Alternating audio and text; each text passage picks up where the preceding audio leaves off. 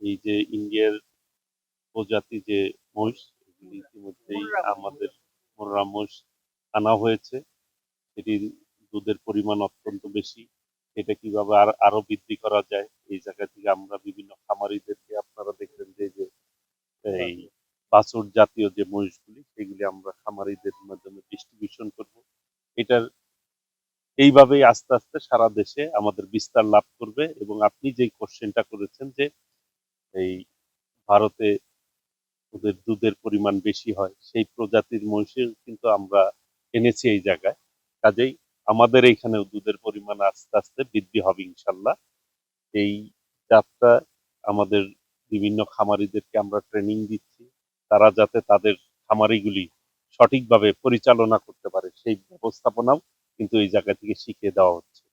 কাজেই আস্তে আস্তে আমরা মনে করি এই দিক থেকে আমরা স্বাবলম্বী হব এবং আমরা অর্থনীতিতে একটি ভালো ভূমিকা রাখতে সক্ষম হব।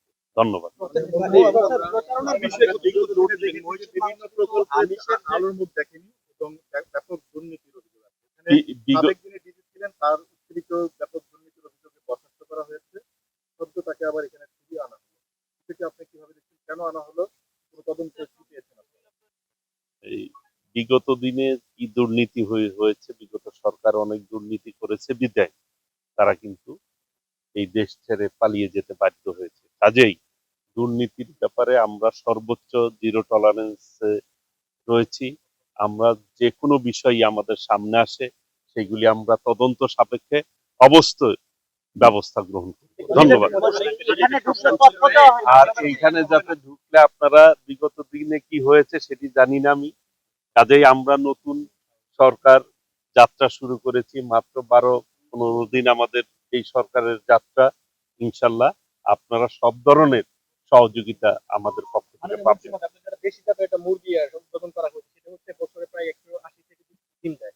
এটা 15 জেনারেশন, 15 জেনারেশন আছে, এই জেনারেশন কি 300 ডিম দেওয়া সম্ভব কিনা বা এটা প্রান্তিক পর্যায়ে কিভাবে আমাদের গবেষণার মাধ্যমে সেটি আমাদের উন্নয়ন করা সম্ভব। কাজেই আপনি গবেষণা চলছে, আজকে আমাদের যেই গবেষণা কেন্দ্রগুলি আমরা প্রত্যক্ষ করব, সেই অনুযায়ী আরো গবেষণা কিভাবে বাড়িয়ে আমাদের এই আপনি ডিমের পরিমাণ বাড়ানো যায়, সেই ব্যাপারেও আমরা ইনশাল্লাহ চিন্তা করব। সেই জন্যই তো গবেষণার কাজগুলি চলে।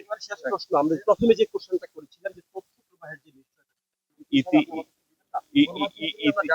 ইতিমধ্যেই আপনাদের বলেছি যে আপনাদের সুবিধার্থে যে তথ্যগুলি প্রয়োজন, সেগুলি অবশ্যই আপনারা পাবেন।